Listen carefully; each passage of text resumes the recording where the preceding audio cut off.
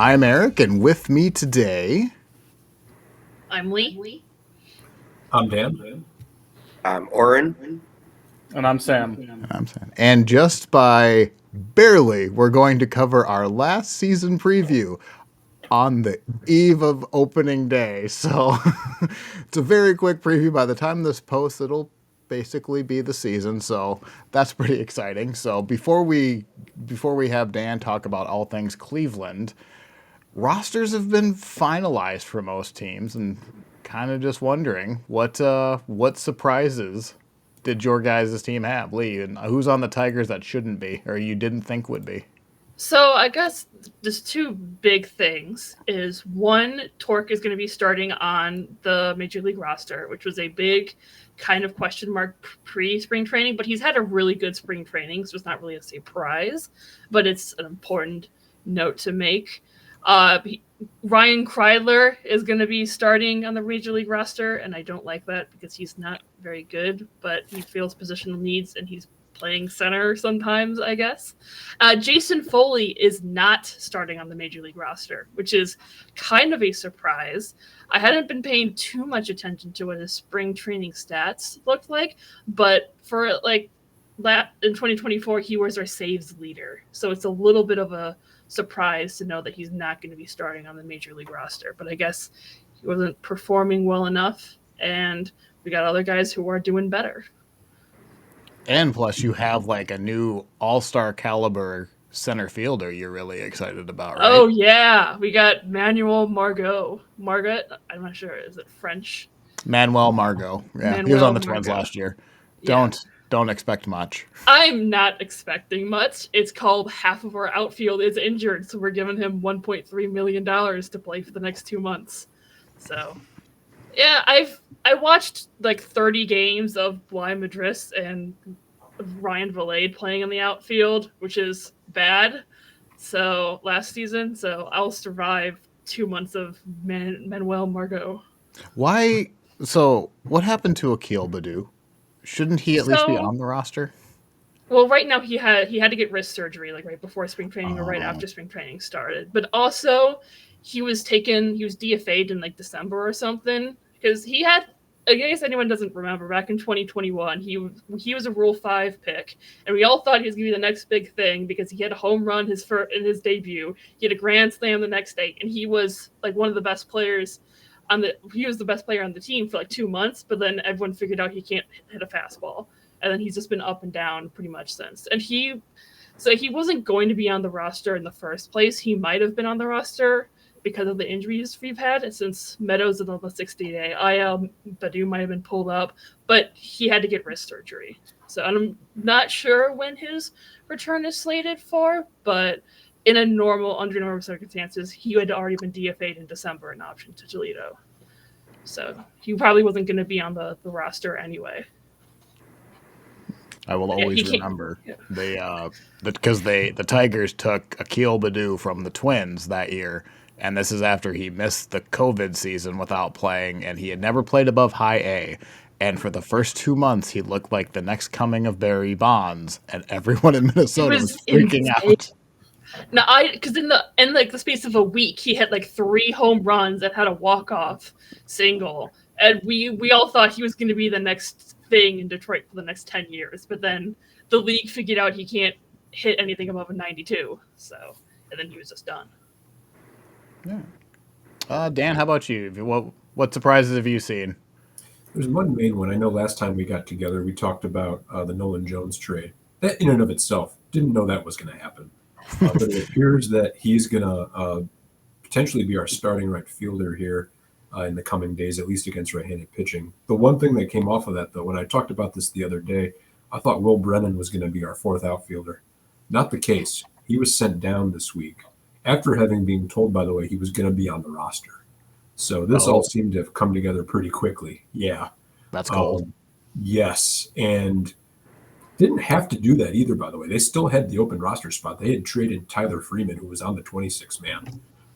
But they decided to instead recall Jonathan Rodriguez, who's a right-handed outfielder with some power potential as well.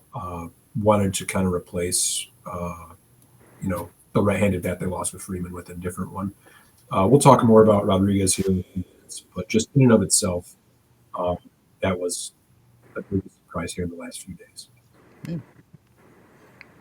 Oren, were you surprised to know more than 10 names? Yeah, that's the biggest surprise there is that now Brandon Drury got cut. So he was one of those guys we signed, and he had a good spring training, thinking that, okay, this is a guy that we might be able to get something for after some trade deadline. But I don't know. I guess more playing time for younger guys who might be with the team in the longer term. So it's whatever. They also traded they didn't trade. They claimed Greg Jones from the Rockies. Oh, the former top prospect? I don't know about maybe. I just know he's really fast. If I'm thinking of the same guy who was from Tampa like 5 years ago, he was not like up there with Wander Franco, and that's a name you want to forget, but the name is vaguely familiar. Yeah. So no real big exciting news. Fair enough. Sam? Yeah, I guess the biggest surprise would obviously be Mark Canha making the opening day roster. Now, of course, that's a surprise because he's a player who was acquired by the Royals about 5, 6, 7 days ago. So Canha, he's a veteran. He's going to bring a veteran presence to the lineup, and I believe he had 3 hits in his first spring training game with the Royals. So nice. Decent little. Go ahead. A decent little bench option. I think, like I said, just a veteran guy who's gonna be able to give you a little bit of something more than maybe some other guys who were kind of hanging on by a thread. But speaking of guys hanging on by a thread, Cavan Biggio also made the Royals. Also made the Royals opening day roster. So the Royals brought him in as a non-roster invitee. And Biggio this spring, I think he had a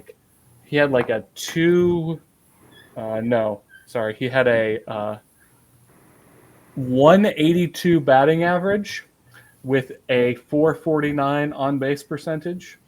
So we know that Cavan Biggio can walk. That's what I was about to say. Was he ever actually like a good prospect, or was he just grouped in with the other former major leaguer sons in that Blue Jays core?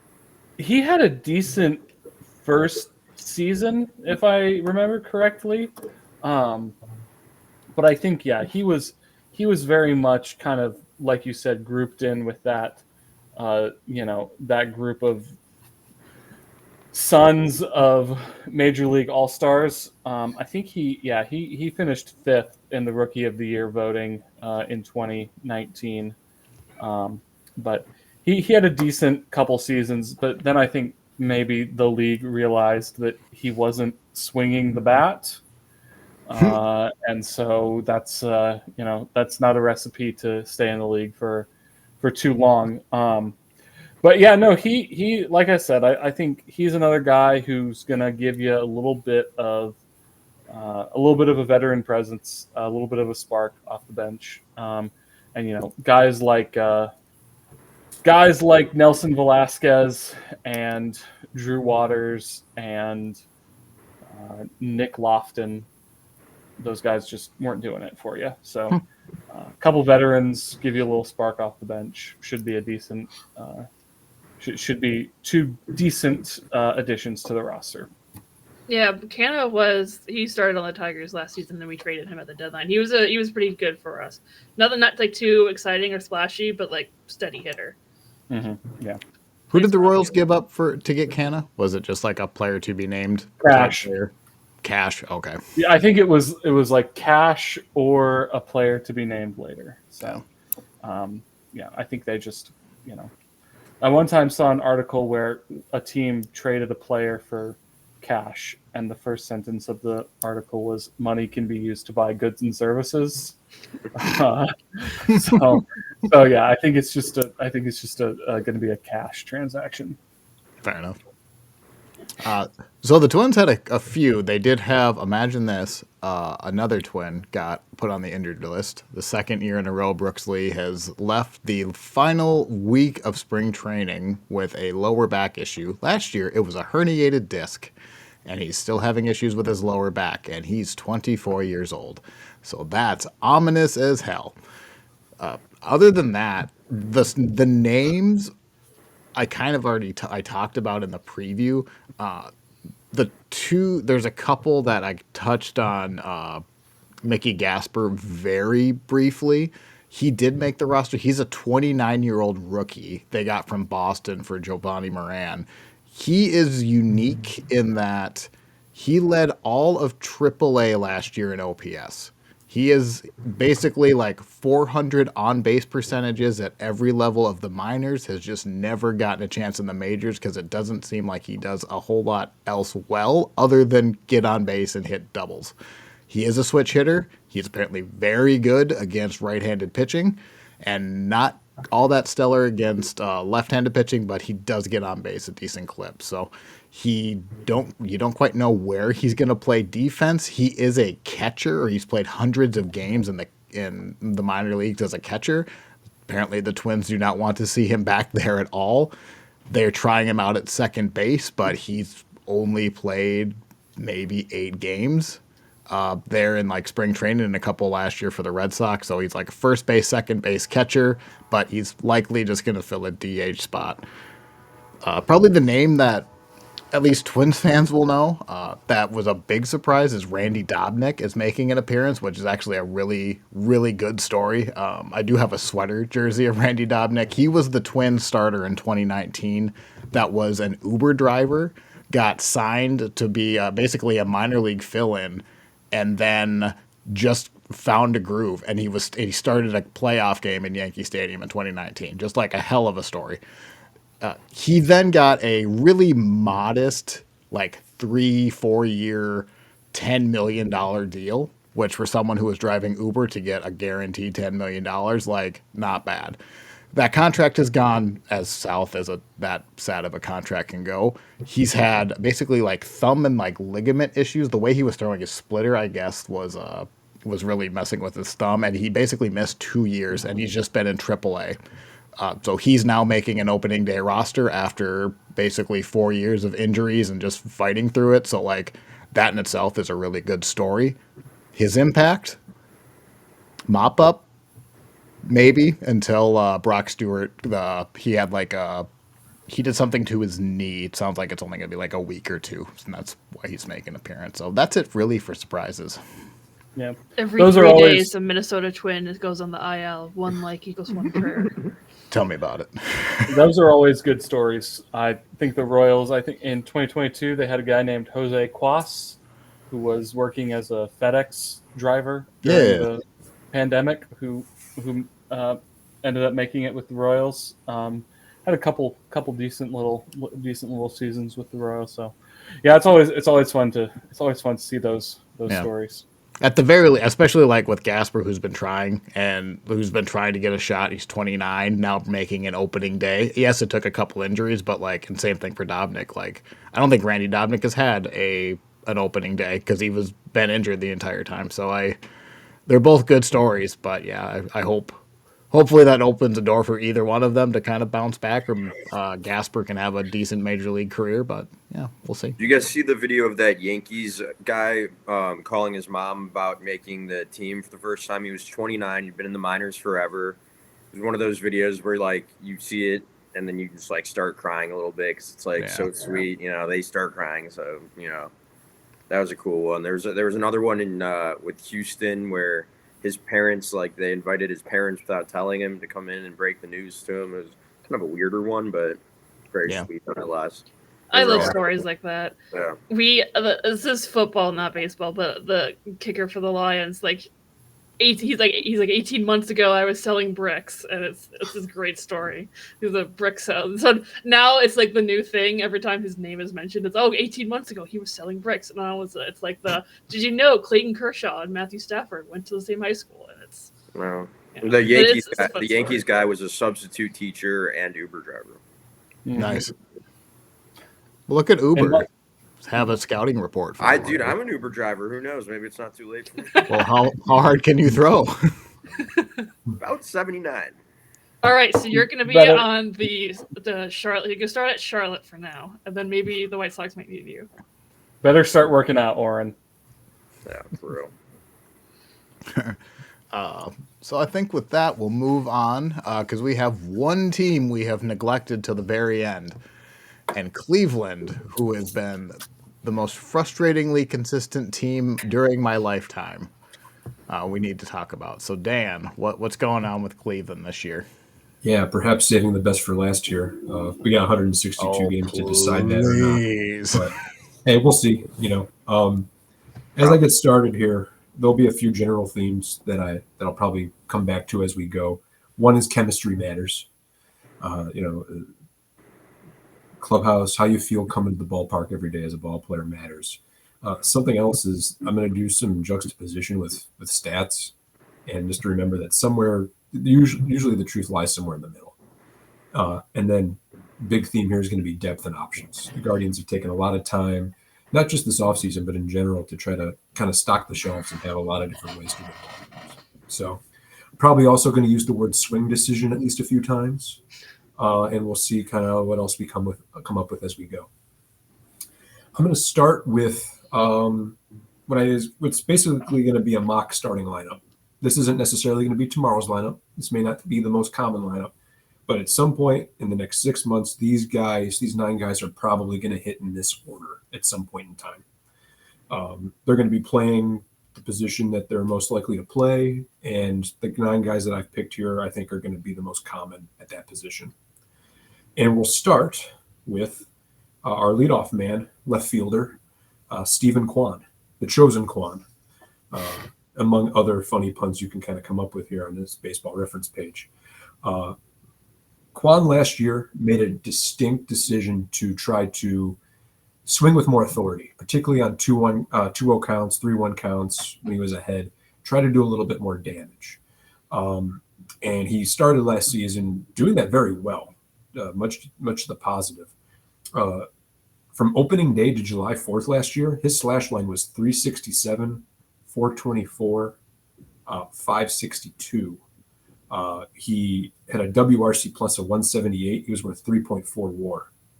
He did miss most of May, and in missing most of May, he was at a disadvantage in terms of accumulating WAR. So I came up with this interesting stat called WAR per game. It is exactly what it sounds like. And Stephen Kwan's WAR per game from opening day to July 4th last year, there were only 2 ball players that had better WAR per game. Aaron Judge, Gunnar Henderson. He was playing at an MVP level through July 4th. Nice. You follow July 4th. After the fact, he hit 217, 314, 313, 86 WRC plus, 0.8 WAR. What happened? Pitchers made an adjustment. Instead of saying Kwan's only going to hit a single, just throw it down the middle because you don't want to walk him and make it a double basically because he'll steal second. They figured out that if they throw to the outer half, he can't pull it. He can't lift it. He's not going to hit that double. He's not going to hit that home run. And so that was the big adjustment that pitchers made.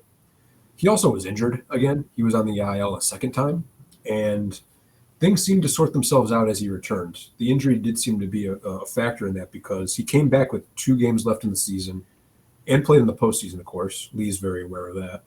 But he slashed 380, 458, 405 in the postseason. Power numbers weren't still quite where they were, but he was putting bat to ball again, singles, doubles.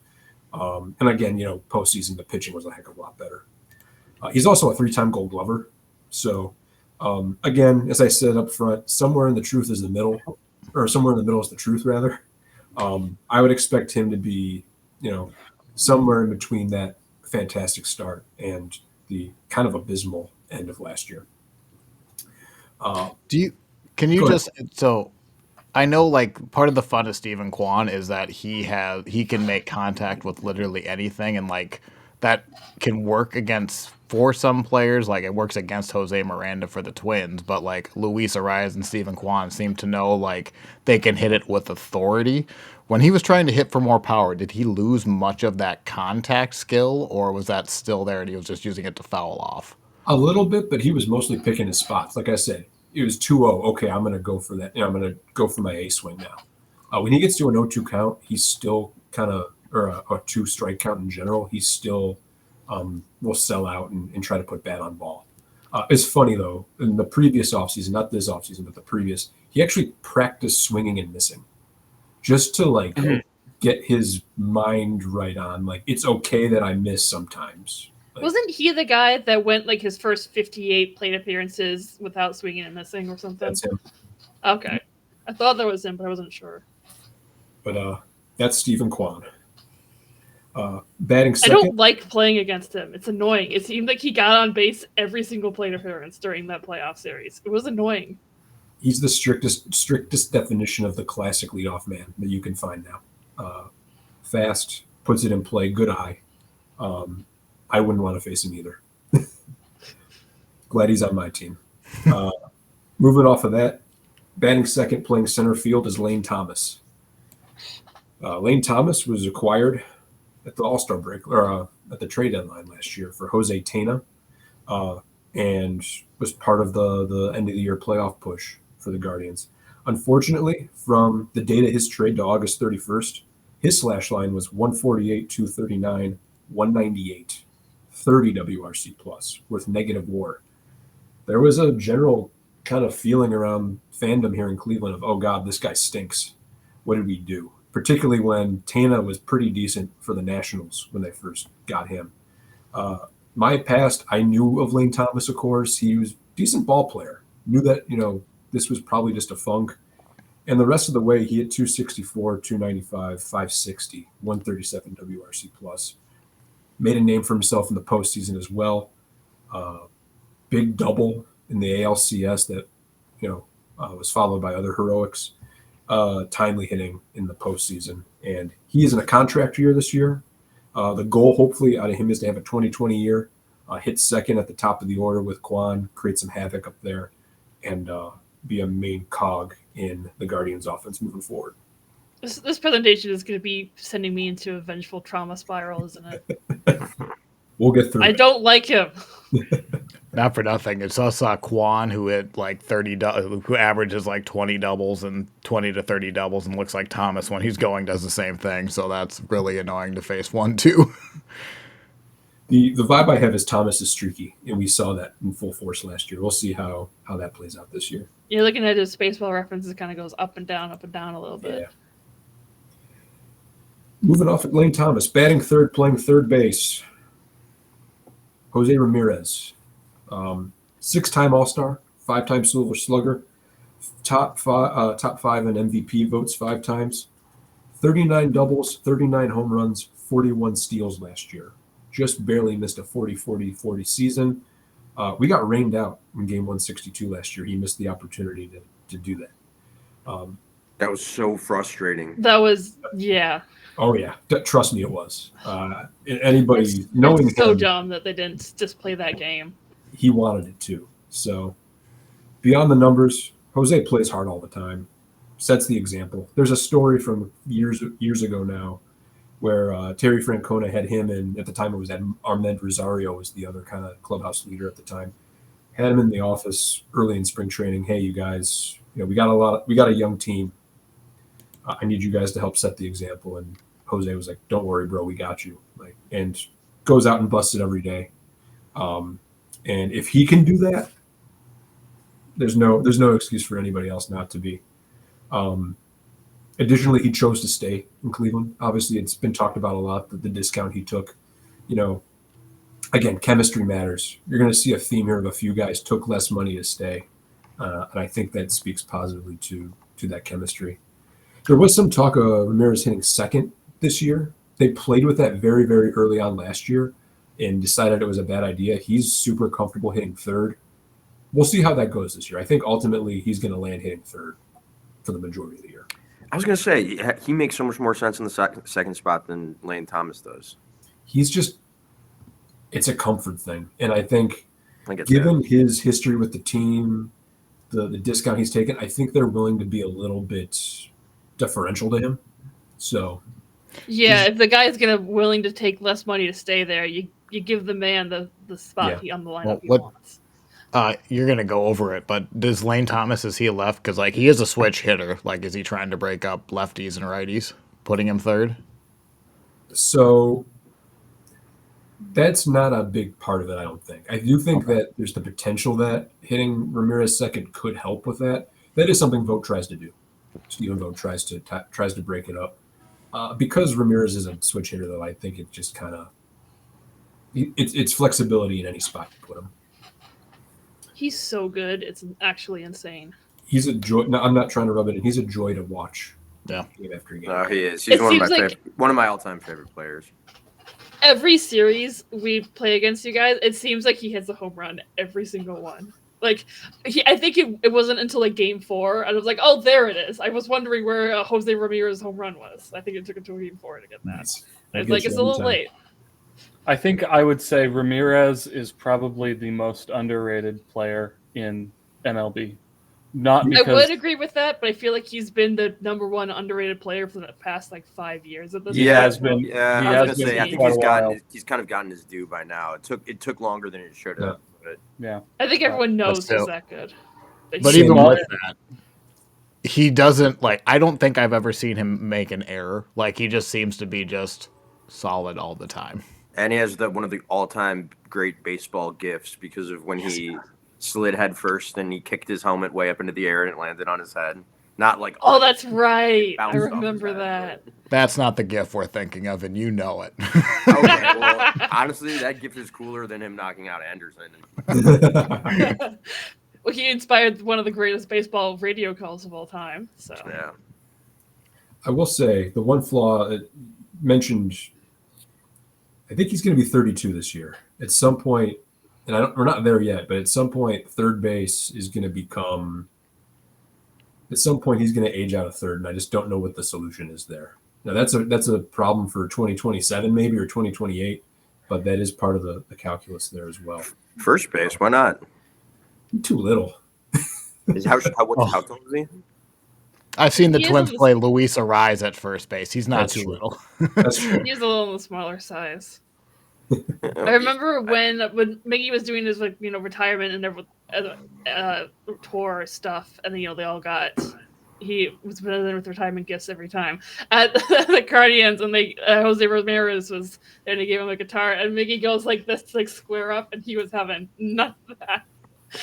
That was the really cool thing about the fight, if you will, is that Jose didn't want to be known for that. He didn't want that photo op. He didn't that was it.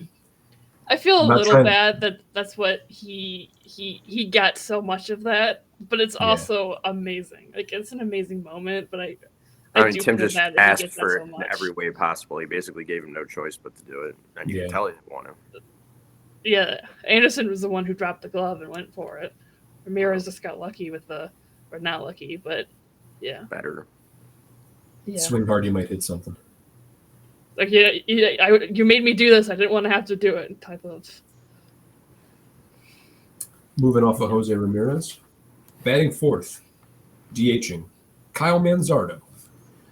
Kyle Manzardo is a multi-time top 100 prospect that the Guardians received in a trade for Aaron Savali in 2023 at the deadline. He did not appear until last year. I think about May is when he came up last year. First 30 games in his first stint with the big league club, /207, 241, 329. Wasn't very good. A lot of singles.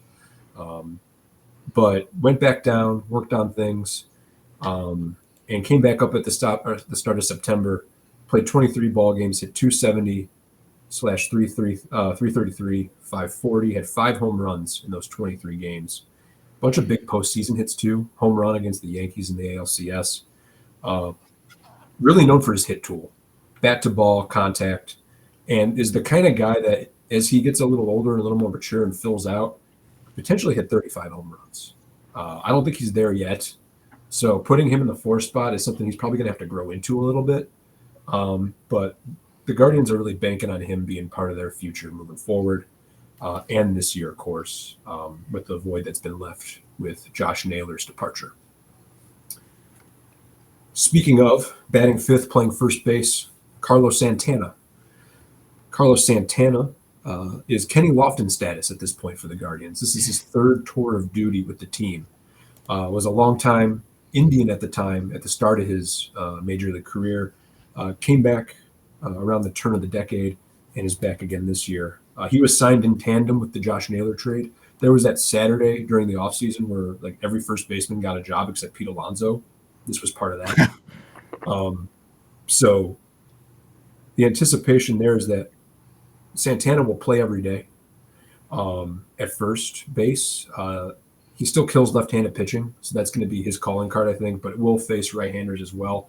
Known slow starter as a hitter, so I do think there's the opportunity for a little bit of concern there in the early going because he's 39 years old. So there's going to be a little bit of concern of, is this just Santana starting slow again, or is Father Time kind of taking claim here? All that being said, Santana was worth 3 WAR last year. Gold Glove at first base, hit quite well, compared to Naylor, whose WAR was 2.3. Now, if you push that out to 3 years, Naylor, wins the battle there, 6.8 versus 5.4. But they're comparable. You're going to lose. One big difference between the two. Santana's always had a great eye at the plate, makes great swing decisions. Naylor, much more of a free swinger. So, in bringing in Santana, they lost a little bit of power, added some OBP, added some ability to patrol first base. Another thing to mention is durability. Naylor has played 125 games or more once in his career. Santana has never played less than that. And that includes, for those of you that don't remember, he was a catcher when he came up. He has never played less than 125 games. So big difference in durability there. The internal thought here in Cleveland was that Naylor's conditioning was an issue. And he had a hot first half and really fell off in the second half because of it. And there wasn't going to be a long-term play for Naylor as just a free-swinging, kind of out-of-shape first baseman. So they think they can kind of fill the void this year with Santana and Manzardo, and probably Manzardo down the line. Carlos Santana will always have a special place in my heart because I have caught a baseball at a baseball game one time in my life, and it was off the bat of Carlos Santana. That's awesome. Nice. There you go. Awesome. And this was when he was with the Royals in 21 or 22, maybe. I think it was 21. But yeah, foul ball, took a bounce, and I caught it. One hop. Yeah, one hop right into my hands, and Rex Hudler congratulated me on my catch. So Nice. Rex Hudler, Royals color commentator. So. I was about to say, do you have that looping in your house at all times? Because I would. I think my dad recorded it and he has it saved somewhere. Yeah, got to put that on our socials. Yeah. I'll try to see if I can find it. But Carlos Santana this year was the oldest position player ever to win a Gold Glove for the first time. Yeah. Yep. Oh, that's right. I'm gonna be honest. I totally forgot that he signed with the Guardians because this was like right in the beginning of the off season, and then the Guardians did like nothing. And I was like, did the Guardians do anything? But no, it was just like the beginning of December, so I forgot about it. You can see right here on the Rawlings logo where the ball was hit. Where it was scuffed. That is my Carlos Santana baseball right there. That's awesome. Nice.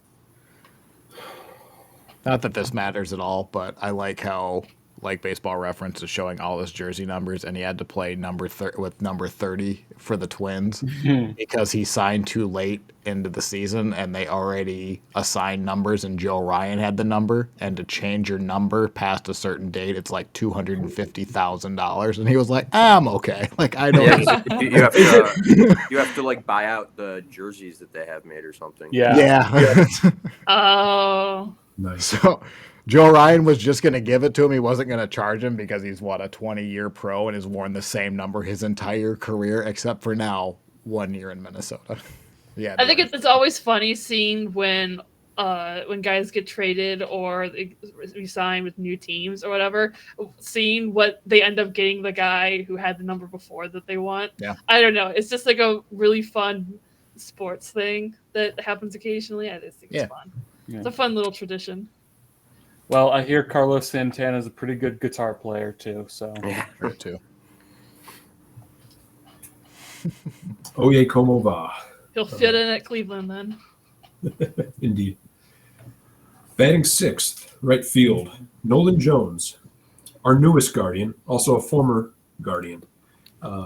He's a 3-time former top 100 prospect, was our second pick, I believe, in 2016, second round pick. He was essentially, as it turns out, loaned to the Rockies for 2 years. We gave them Nolan Jones. They gave us back Juan Brito. We're going to talk about Brito here in a little bit. They held on to him for 2 years. And then we gave them Tyler Freeman as collateral for him just a few days ago. Tale of 2 seasons for Jones. He was fantastic in 2023, the first year in Colorado. Over 20 homers, 140 OPS plus in 106 games. Last year had back issues. Also had some, I heard about this, he had some family stuff going on. Had a newborn, I believe, that had some health complications, and I imagine that was weighing on him as well. Ended up playing 79 games, had a 75 OPS plus last year. Hoping that, this isn't really a reclamation project, but just a return to form for him, because he was really good in 23. Power potential there, of course. He'll be the fat side of a platoon in right field. Also a really great athlete. Runs well, fields the ball well, rocket for an arm and right. So not losing anything defensively by putting him out there either. Batting seventh, catching, Bo Naylor. The younger Naylor brother here had a disappointing 2024 offensively. It was his first full year in the majors. He was surprisingly good defensively, though. The book on him coming in was that he was going to hit and you'd have to worry about him coming along behind the plate. It turned out to be the opposite. He was actually my breakout candidate last year, and it just didn't work out that well. Power didn't translate. He was an excellent swing decision guy and batting eye guy in the minors. That didn't translate. I was thinking something like 350 OBP, 20 home runs would be a good place for him. 264 OBP, 13 home runs. So he did the hard part. He calling a game, being a major league catcher is a very hard job. And he took on all that responsibility and did it well. My hope is that now that he's got that part he's got sea legs, he can focus on the offense this year and bring it back up. 7th in framing runs last year as well. So not just a good game caller, the cerebral part of the game, but also solid framer. Batting 8th, playing short, Brian Rocchio. The Guardians appear married to Brian Rocchio as their shortstop. He was not very good offensively last year, 76 OPS plus. Specifically, he had a 316 slugging percentage. He was in the top third in fielding runs at shortstop, though. So strong fielder, not elite, but strong. He did come alive in the postseason, surprisingly. Slash 333, 421, 485. Had a number of big hits during that postseason run as well. That's a small sample size, but some positive momentum. There's a theory out there that you get to August, you've been batting 200 for 4 months, and it just kills your confidence. Hoping that postseason was a fresh start, built some confidence, particularly against some of the pitching he did it against. Fall back on his defense, if nothing else. But the Guardians really haven't toyed with another shortstop the last couple of years, despite the fact that they've had several minor league shortstops to potentially usurp him. They haven't. They seem to believe in Rocchio, and I don't see that changing anytime soon. That brings us to our 9th spot in the lineup, which is a bit of a mess because it's the second base spot. I have Daniel Schneemann as the most common second baseman for this year. That name would be a nightmare to spell. It's 2 E's and 2 N's at the end. The 2 N's is the fun part, in my opinion. How does it look on the jersey? That's fun. Does it curve at all? It's a good one. Extends out. Schneemann was not a top prospect, but forced the organization's hand last year because he hit really well in the minors. Hit his way onto the 40-man, hit his way onto the 26-man. And his glove plays at a number of positions. He played, I think, everywhere but first base and catcher last year, and pitcher. He hit just okay when he got to the minors, 91 OPS plus. But he's steady, he's dependable, left-handed hitter. At minimum could face a bunch of righties, and should be on the major league roster because of his versatility. Assuming no injury for the entire year. Now, I don't believe Schneemann will start the season. I don't think he'll start tomorrow, particularly because we're facing a lefty in Cole Reagans. But I anticipate he will play second a lot. But tomorrow, I think Gabriel Arias is going to be starting at second base. Arias is another guy that was a former top prospect. Arias has every tool. He can hit for power, hit for contact. Well, he has 4 tools. Let me rephrase. He can hit for power, great arm, great glove, fast, runs like the wind, hits the ball hard, but he doesn't hit it very often. He had a 33% K rate last year. 1 out of every 3 at-bats was a strikeout.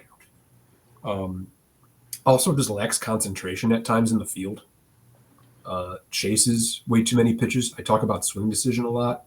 Not good in terms of that, but so much potential. And it seems like he'll be the opening day starter, in part because he's out of options, in part because they want to give him one last chance. There's so much potential there, but he just has so many issues to work out that I don't see it working in the long run. When you said that he lacks concentration in the field, I just imagined him like playing in the dirt in the outfield. Yeah, like picking up grass. Like picking up grass, Not to that level, but he's the kind of guy that will make the spectacular play and then botch the routine one. Mm-hmm. He's one of those guys. Or he'll make the spectacular play, but only because he made the wrong initial angle to get it or something. Yeah. Also true. There are a number of other guys that could vie for that second base role. Angel Martinez is one. He had a great spring last year. Made a name for himself before getting hurt. I think he broke his hamate bone in one of his hands. And missed the start of the season. Played a little bit in the minors. Ended up getting rushed to the majors just because the Guardians needed bodies at one point. He had an OPS of over 1,000 in his first 9 games. It was 535 after that. League figured him out a little bit, presumably. He's a great athlete, fast. He could play the entire outfield, second base, third base, but he'll be starting the year in the minors. Like I said, he got rushed to the majors last year. I think he just needs more seasoning. Could be a guy. We'll see. The one everyone thought would be the second baseman this year, coming into the start of the year, was Juan Brito. Brito is the gentleman they got in the Nolan Jones trade, as I mentioned before. Great batting eye. Again, swing decisions are elite on his part. And I think a lot of people thought he'd be on the opening day roster, but he just didn't impress in spring enough. So they stuck to their principles. They're going to go with Arias. They're going to go with Schneemann. He's also the worst fielder of the group. Not great range. Kind of landed at second base because there's not a better place for him. He's played a little outfield, played a little first. I also think that the Guardians traded Josh Naylor in part because they were kind of anticipating Brito being the second baseman, and they didn't want 2 kind of slow, not rangy guys on one side of the infield. So I think that was part of the calculus there. We'll see with Brito. He's going to start the year at AAA, and if things go well, he could get major league at-bats fairly often. Wait, 2 quick questions. Was anybody arguing for Bazana? Is that how you pronounce it? Yeah, Travis Bazana. So we could talk about him now, actually. Yeah, last year's first overall pick, second baseman by trade. Originally, because we had Andres Jimenez, there was some thought maybe he'd go to the outfield. Obviously, with Jimenez being gone now, Bazana's future's at second. I think you could count the number of games Bazana's played in the minors on one hand. And I'm being a little hyperbolic, but not by that much. I don't think we're going to see him this year. There are people that think we'll see him in August, September, and it just kind of will depend on how it goes. I don't think the organization sincerely thought about him starting the year with the team. Well, he's Australian. That's fun. Is he? Yeah. He is. Yeah. Yes, sir. Oh, that How- name. Also, that can name we- with an Australian accent is probably sick. Can we much talk about how outrageous it is that Cleveland drafted first overall last season and also made it to the ALCS? That's a little outrageous. Well, they won the lottery. Gotta love the Yeah. lottery. Yeah. That picture of him there, he looks like an old school. That looks like it's from the '90s, like the quality That and is the true. Yeah. jersey. How much college did he play? I'm gonna be honest. I don't know the answer to that off the top of Okay. my I head. don't think because Yeah. he was semi-pro in Australia, wasn't he? He I don't think he was. played any Yeah, he college. played. No, he played pro in Australia. Now he didn't play a lot, but he did play. Like you can go to his Baseball Reference and you'll see he played in the Australian League. I don't recall how many years of college. I think he might have been a junior, but don't quote me on that. It says that he was All-American 2022. Hmm. Freshman All-American in 2022, so Mhm. he would have been drafted his junior year. Okay. Well, because I think, Go ahead. like, I was thinking of, because a lot of people wanted Otani. God. I don't know why I said Otani. Everyone A lot of wants people- Otani. Everyone wants Otani. Yes, that's correct. Caglione. A lot of people wanted Caglione to make it for the Royals. Caglione has a pretty decent amount of college under his belt, so I do think we'll see him this year. But sometimes it just depends on how much they have under their belt before the minors. Oh, so is Chorio the brother of the Chorio on the Brewers? Yeah, same family. Oh, that's cool. Okay, I wasn't sure if there was. I know it looked. I'm probably pronounced the same. I wasn't sure if it was spelled the same. But it was. How big of a sponsorship do you think Brito could get from Chipotle if he becomes a good player? Burrito is its own brand, isn't it? Is it It's like a cleaning products, I think, or something. Brito? Oh yeah, There he is. yeah. But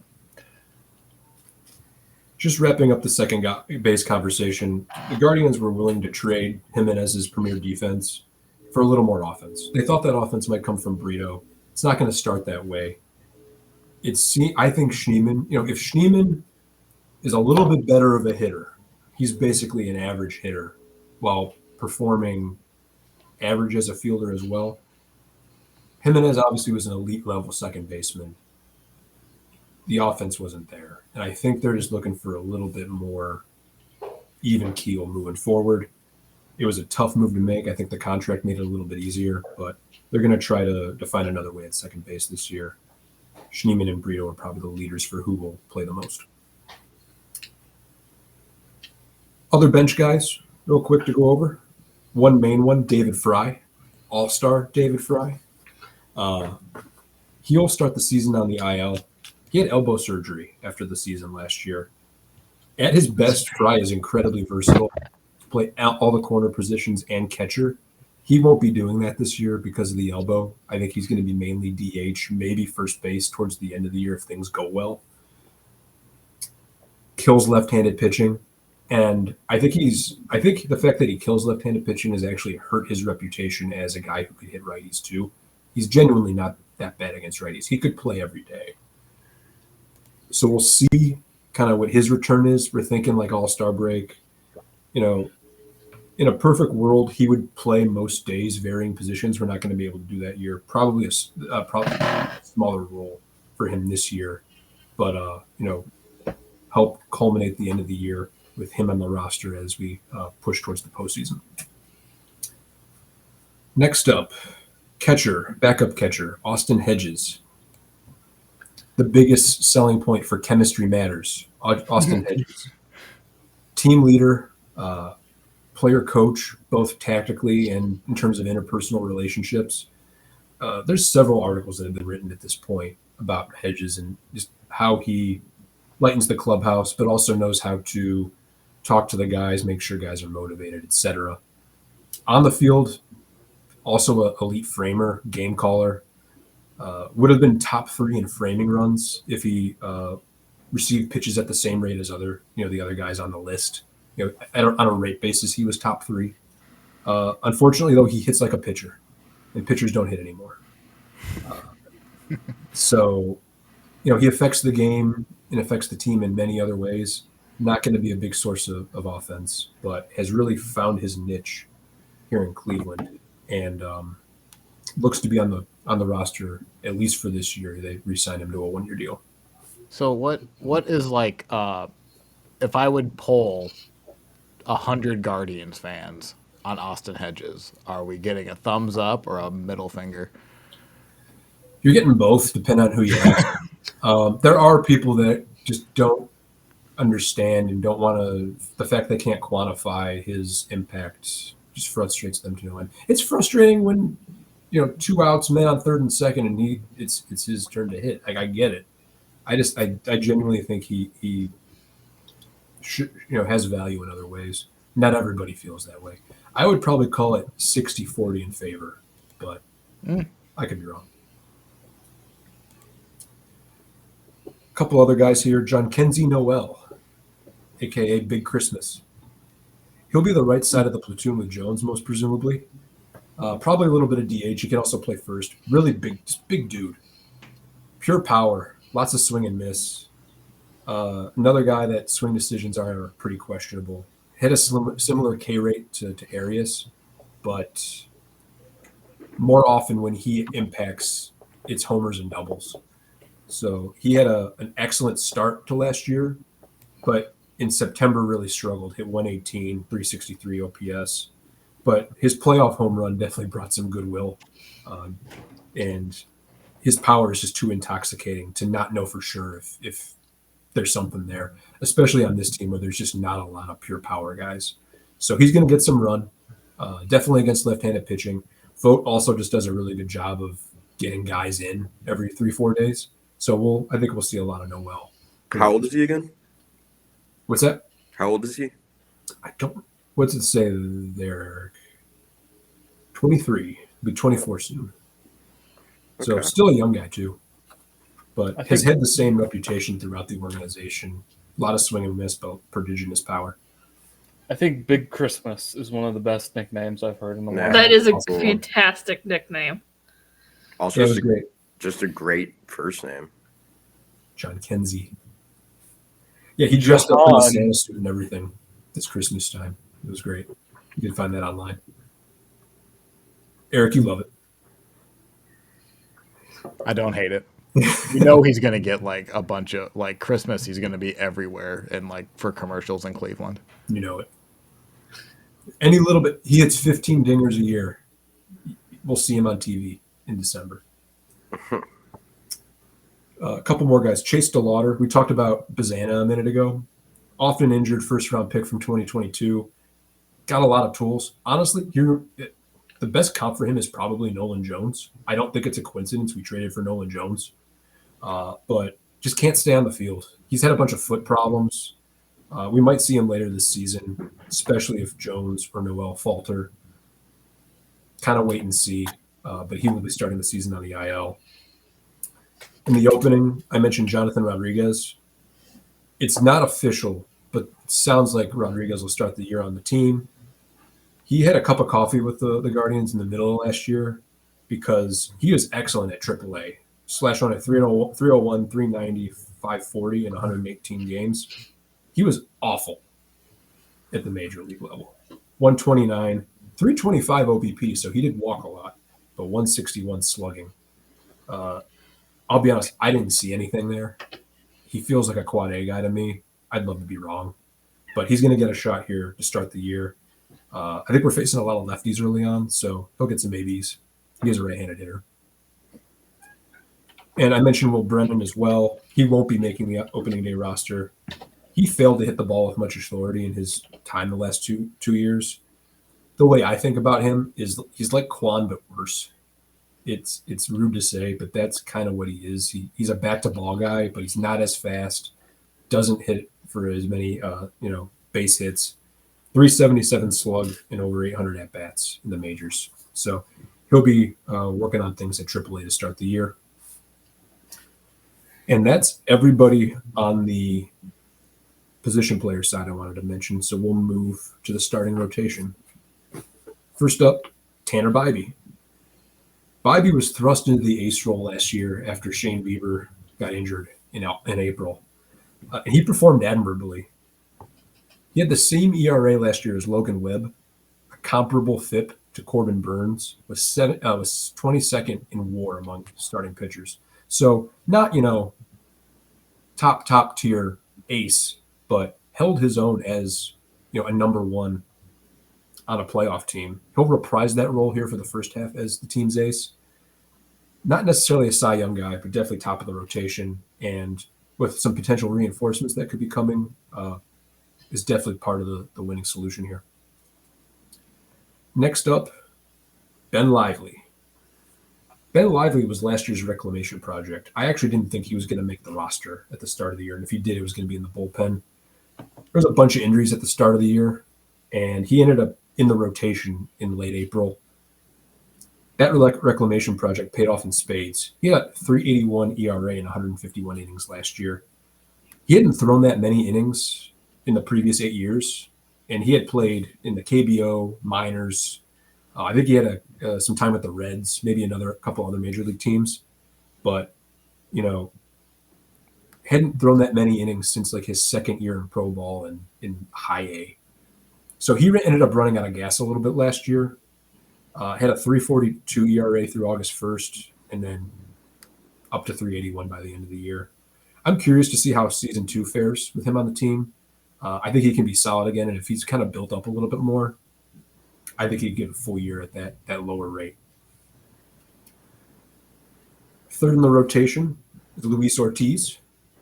Luis Ortiz was traded from Pittsburgh, part of the kind of the mix around that happened when the Guardians traded Andres Jimenez to Toronto. They got Spencer Horwitz back, and then ended up flipping Horwitz to the Pirates for Luis Ortiz and some other prospects.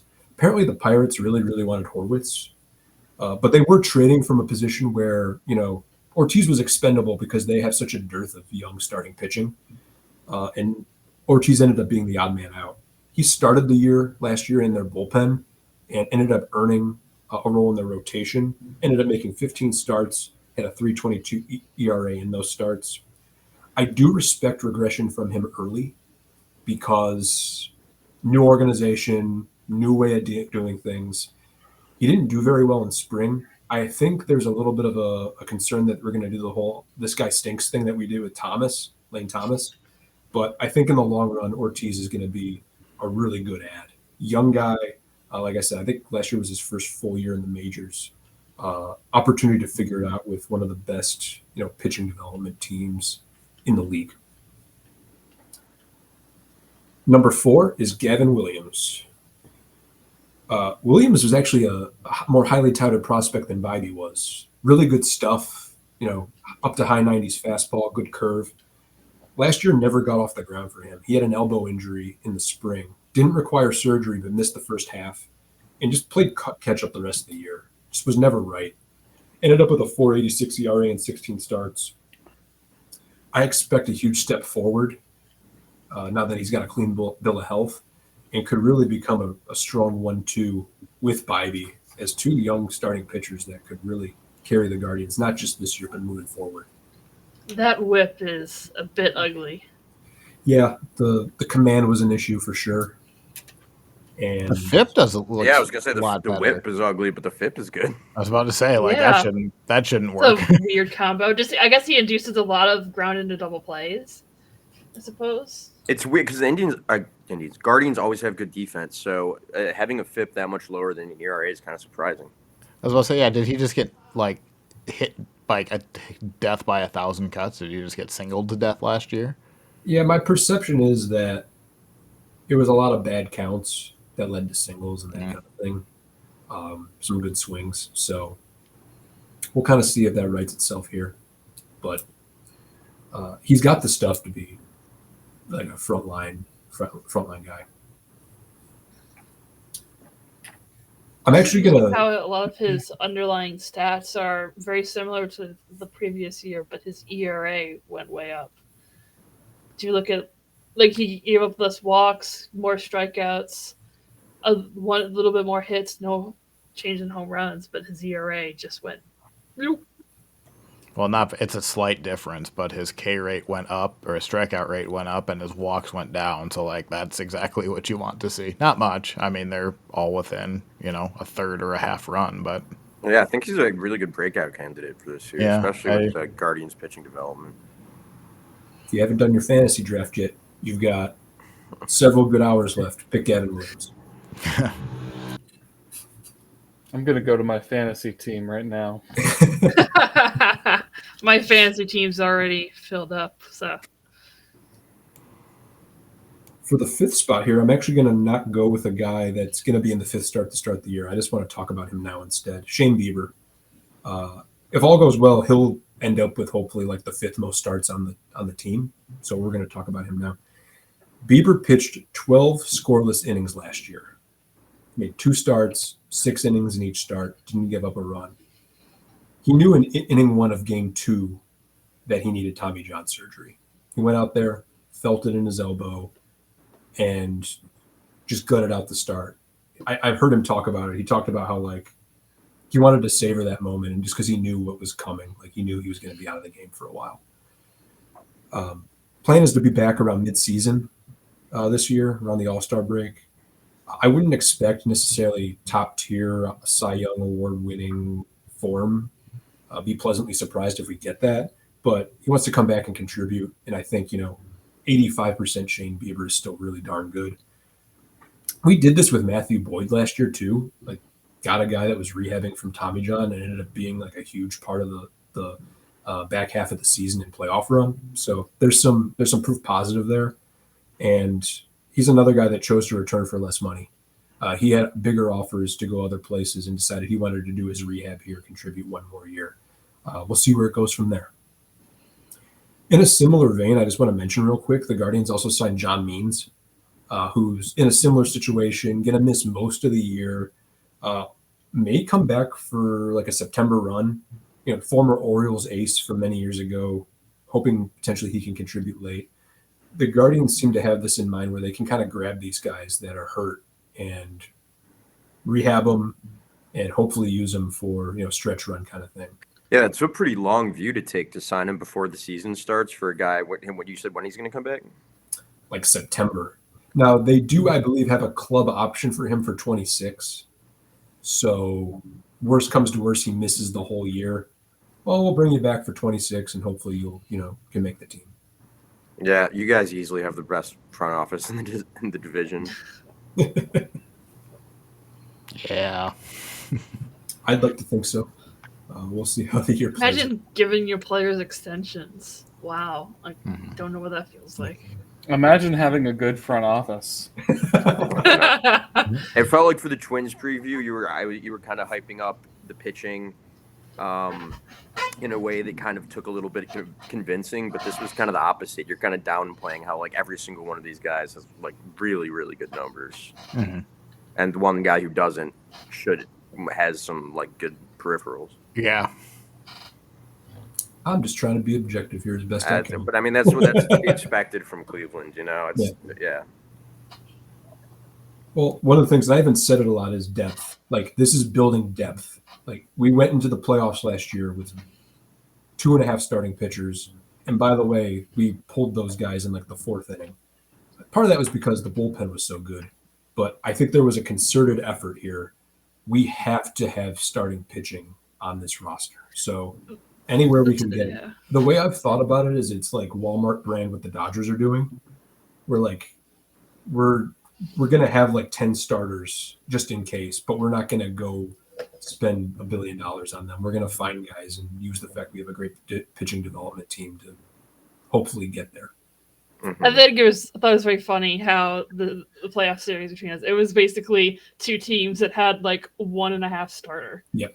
We only did 1 starter, but we could have played with more than 1 starter, but we only went with Scoopel and bullpen for everyone else. And then meanwhile, you also have Boyd as a starter, only played 4 innings. Hinch and Vogt got to have a manager off, and it was pretty even. I think Vogt got outplayed hard in the 3rd game, and then after Whatever game he like pulled David Fry out of the lineup in. Like, yeah, that was game 3 because Yeah. Hinch started Keeter Montero and he proceeded to throw 6 pitches in the first inning. And Actually, I think I did that backwards. He pulled Manzardo for Fry. And then Fry hits a line drive at your third baseman in the 8th inning in like a key moment. Whatever happened to Tristan McKenzie? Did you just flame out? We're going to get there, actually. Okay.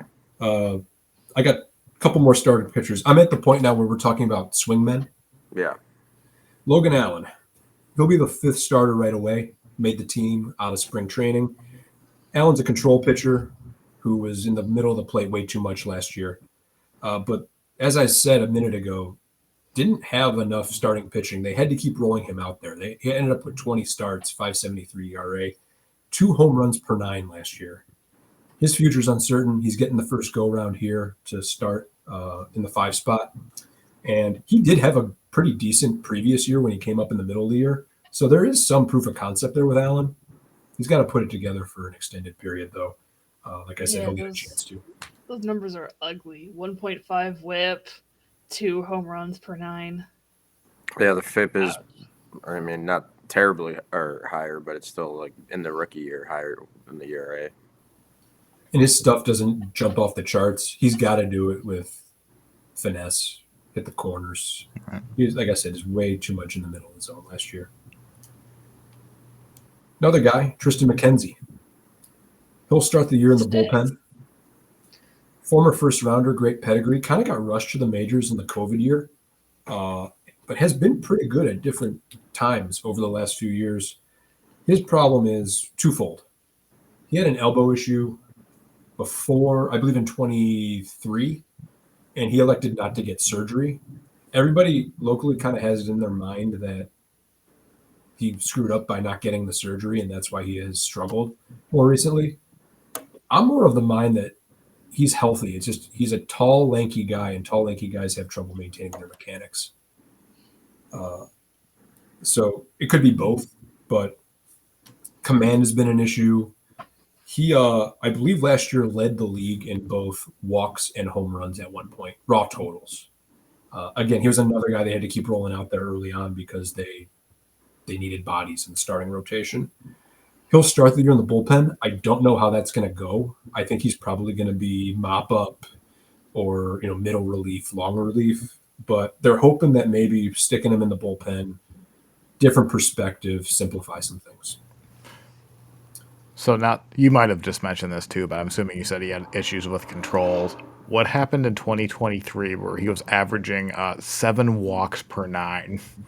Ooh, ouch. Did he? Oh, he only played 4 games. Okay, I take it. Yeah, those were the elbow issue. They've basically shelved him for a vast majority of the year. If I remember correctly, he actually came back at the end of the year to make a couple starts. He had a goal of he wanted to get back out there before the season ended. So he did, but it was basically rehab. Last year wasn't much better, 5.8. No, like I said, in May or June, he was leading the league in both home runs allowed and walks allowed. I was about to say 2.3 is outrageous. That is insane. Mm-hmm. If anybody can get him right, though, I think he's in the right spot. One other guy that's kind of in this vein is Joey Cantillo. Cantillo was promoted in July last year and wasn't very good. Again, another guy they were looking for solutions in the starting rotation. I believe his ERA was in the 7s at one point, but ERA of 2.25 in 4 September starts. He did have a horrific appearance in the ALCS with multiple wild pitches. I think that was game 1. So that was the last lasting memory of him from last year.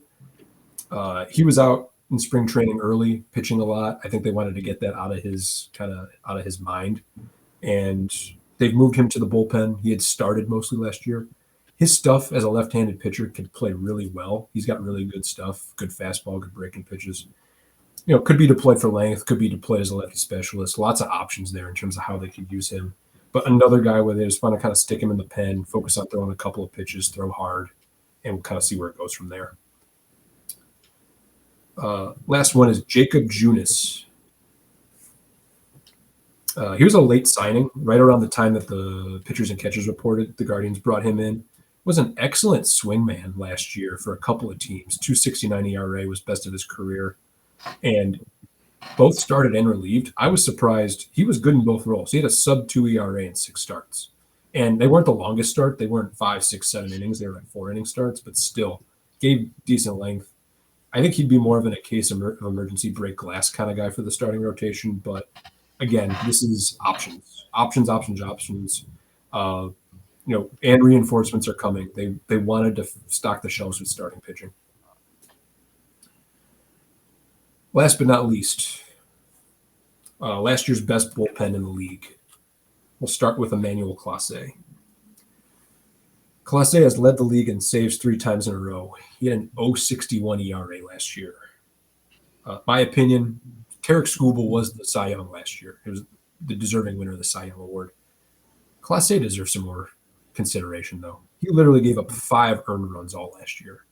Finished third. In the regular season. In the regular season. But to that point, they used him so much and that bullpen so much, I just think he got burnt out.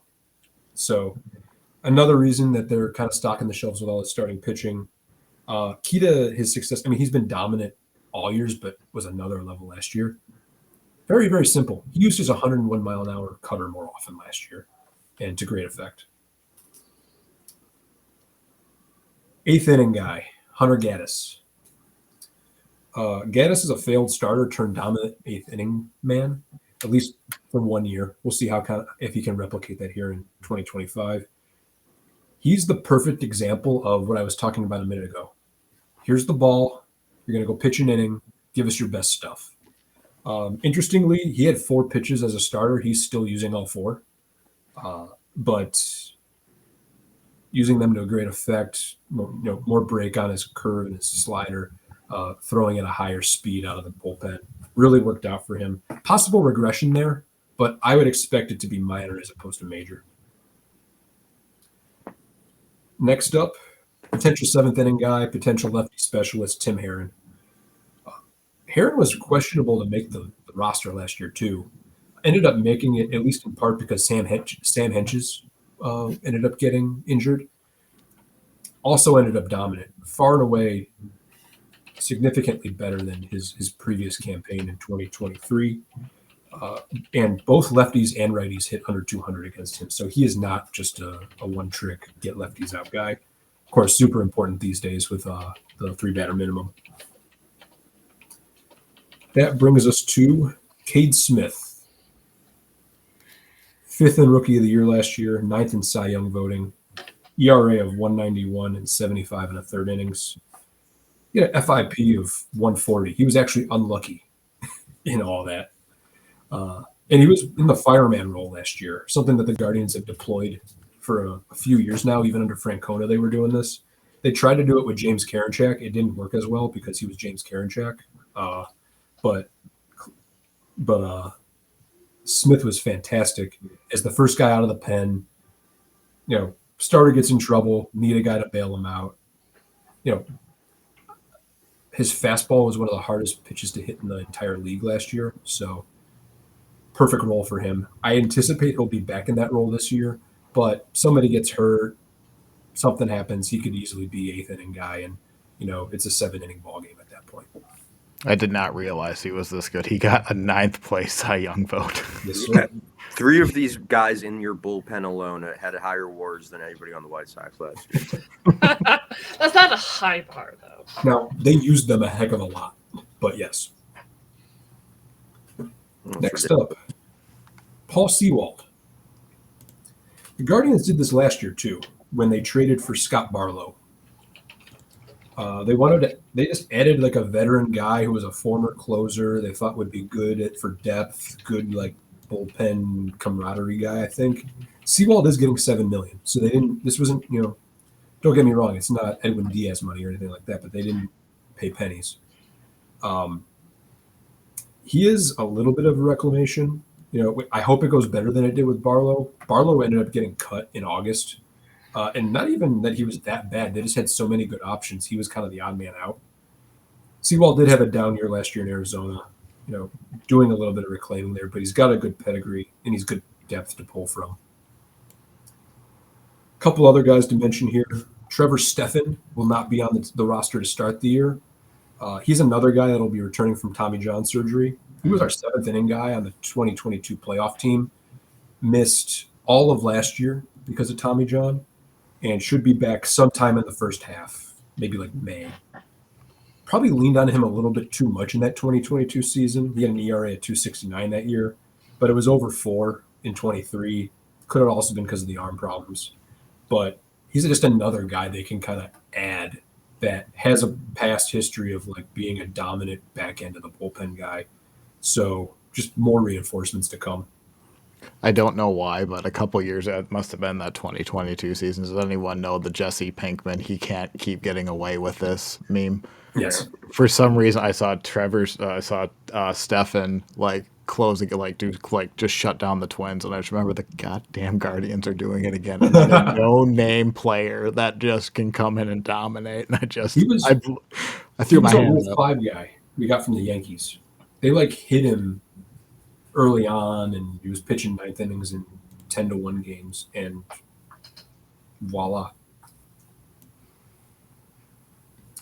And Andrew Walters is the last guy out of the bullpen that I'll spend any decent amount of time on here. He's like the next young guy up. He did come up at the end of last year, pitched 8 2/3 scoreless in September, after pitching great at both AA, AAA, making a name for himself. He was the closer at the University of Miami, as recently as 2023, and expect him to contribute this year at some point. Probably the first man up out of AAA in case of injury. So, shelves are stocked on the bullpen as well. There are a few guys I'm just going to name in passing that'll also contribute. I just don't have that much to say about them. There are other young guys that may see some time.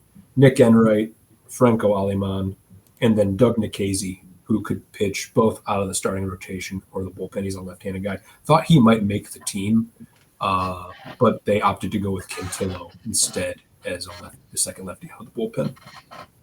So to wrap this up, the off-season focus here was to add starting pitching depth, and they've done that in spades. 3rd and 4th on the team last year in innings pitched. Carlos Carrasco, 5.64 ERA. I almost called him Cody Allen. Logan Allen, 5.73 ERA. We're not expecting that again. Additionally, Manzardo offensively should ascend this year. Santana should be able to make up most of what they got out of Naylor. And then some combination of Rocchio, Bo Naylor, Nolan Jones, Juan Brito all have potential to contribute. If they can get 1 or 2 of those guys to contribute, this lineup gets a little bit longer. And I think the rest of the division is going to have a problem on their hands.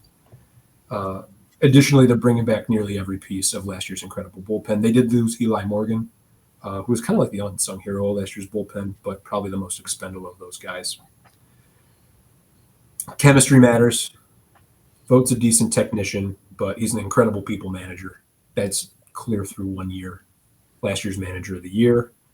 And then you got guys like Ramirez, Hedges, Bieber, Santana, all who took less money to come back to the team.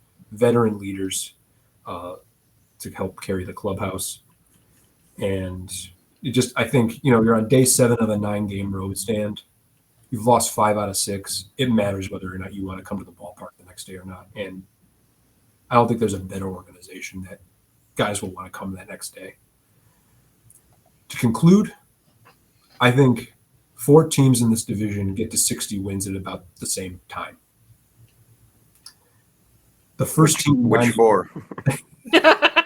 Yeah, name the 4. The White Sox, the White Sox, the White Sox, and the White. No. So the first team to 90, I think, wins the division. And with the fact that adding Bieber, potentially adding Means, adding some of these other guys, I think the Guardians are in prime position to win the division. I ultimately had the division going Guardians, Royals, Twins, Tigers, White Sox. I just want to see it from the Tigers for more than 2 months. It's that simple. And It also, though, wouldn't surprise me to see us have 3 playoff teams again. I'm pretty sure. Thank you for coming to the Cleveland Guardians TED Talk. I would have to go back and check, but I'm pretty sure, yes, we all, except for Oren, picked our team to win the division, but I'm pretty sure 3 through 4 were all different. I don't think because like some had us the Twins second, some had the Royals second. Like you had the Royals second. Like I think everyone is. It's a Yeah, I complete mean this. coin I flip. think everyone's been pretty much. Yeah, it could be any of the 4 teams that end up with on top. It's just kind of a. I mean, they all finished super close to each other last season. I mean, the Royals and Tigers were tied. The Guardians were 6 games ahead, but that's not really that much. And the Twins were only a few games behind the Royals and Tigers. So. Well, I think it's worth mentioning that today ESPN, and I guess as we're kind of wrapping up here, I can mention this, that ESPN did their big MLB predictions article where they had, a bunch of people. They had their sort of MLB people vote for which teams they think are going to win the divisions. And granted, this is the punditry class of ESPN, so take this with a grain of salt. But for the AL Central, 12 of the experts picked the Royals to win the division, 11 picked the Tigers, 4 picked the Twins, and only 1 picked the Guardians. Oh, that's such That's a little ESPN silly. clickbait. Yeah. Which again, these are people who are looking at highlights of Bobby Witt Jr. Yeah. So that's I think that's probably why that is the way that it is. But it worth mentioning that also I believe only 5 of these people chose 5 chose the Tigers to make the wild card. 3 chose the Guardians to make the wild card. So anyway, point being is that I think this is 12 picked the Royals and 11 picked the Tigers. So even the folks who are the national media people think that these teams are going to be right up against each other. So. I think what's funny about that too, you go to like the Fangraphs really like the Twins on paper. Like they're the only one that don't have like everyone like winning 80 to 84 games. Like they have the Twins winning 87. But then I think if you look at Zips, I think everyone's within that 84, and I'm pretty sure multiple sources have a different division winner also. It's almost just like no one knows what the hell is going to happen. Yeah, I mean it's one of those years. Take it with a grain of salt, but worth pointing out. I think it's interesting how last season going into it, the story was, well, someone has to win the division, and now it's, well, anyone can win the division except for the White Sox, but they're not a real team anyway. Well, it got to the point where it was almost a threat that somebody had to win the division, or they were going to turn this bus around. Like, I mean, yeah, 23. Who won in 23? I don't even remember. The Twins. Oh, my bad. Yeah, the Twins won, and then everyone else is under 500. Yeah, I think it's funny. Last season we had 4 teams over 500, but collectively the division was still under 500 because we had the White Sox weighing us down like an anchor. Well, I think like what's also fun about this, the White Sox are suddenly like the ultimate spoiler this year. Now it's going to be who had the worst record against the White Sox, and that might legitimately be the difference in the division. Not that mattered last season though, because the Guardians, I think, were 8-9 against them. They still won the division. Still, we were 8-5, but that was I think worse than the 4 teams. Yeah, that was the worst one. Yeah, I'm not saying it's going to be hard to beat the White Sox. I mean, imagine everyone will have winning records against the White Sox, but that 12-0 last year for the Royals, don't get too used to that. I mean, it was 12 and I think it was 12-1. 12-1. Yeah, but one of them was on a day of a doubleheader, so they didn't go a day where they played the Royals without losing. I think the Royals played a game in April against the White Sox. That was the game they lost, but if they had won that game, they would have won they would have clinched the season series against the White Sox in April. Yeah. So weird schedules since they stopped division loading the games. Yeah. I don't know how I feel about that. I don't know how I feel about it. I like it because everyone plays the exact same schedule. Other than fun. your division. I do like that. Like that is nice. Yeah. Well, Last season, the Tigers went 10-3 against the White Sox. I would like to note 2 of those games came after we clinched the playoffs, and one of them was at 1 p.m. the day after a night game that they clinched the playoffs, when the entire team drunk 3 gallons of beer each, and then they had to play a day game in the rain the next day, which is hilarious. They were all hungover. I think obviously. I think baseball has kind of realized that AL and NL really don't mean anything anymore. Yeah, it's been a while since it really has. I just have one thing. Eric brought up the they can't keep getting away with this meme a minute ago. I don't know if we have any SpongeBob fans here, but mine is, how many times do we have to teach you this lesson, old man, as far as the Guardians go? So we're gonna have to teach you again, apparently. I am excited for the season to start tomorrow. As of us recording this right now. It's now 10 o'clock my time. Is anyone planning on going to their respective opening days? Nah. Me and my friends might go to one of the home opener games, but we haven't really made any definitive plans. Yeah, my buddy of mine called me about 3 hours ago and was like, "Hey, want to go to opening day? I got 2 tickets, so I will be in attendance tomorrow. I will be in attendance tomorrow, and I can share the scouting report." So okay, very nice. Yeah. The set is so we're 30 minutes from New York City, so the only opening day game I think I can go to is the Yankees, and I will never have that be the case. Yeah, who's everyone starting up against? Because the Tigers are going up against the Dodgers, which could be either very fun or very depressing. I'd like to note the Tigers did beat the Dodgers last season, so we have. I mean, honestly, I'd rather get done with the Dodgers as fast as I could. So first series to get them out of the schedule. It was 2 weird walk-offs in a row, but we did beat them. So. The Twins are playing in St. Louis against Sonny Gray. So that's kind of fun. Sox are at home against the Angels. Yeah. Hey, you could win on opening day. You swept the Angels last season. You never know. And at least on opening day, you can actually see healthy Mike Trout. So maybe I'll see, because I got guys working on some HVAC stuff tomorrow. If they're gone by noon, I'll look at StubHub and see what the prices are like. Maybe I will go. But I got my bowling league at 6.5. Never mind.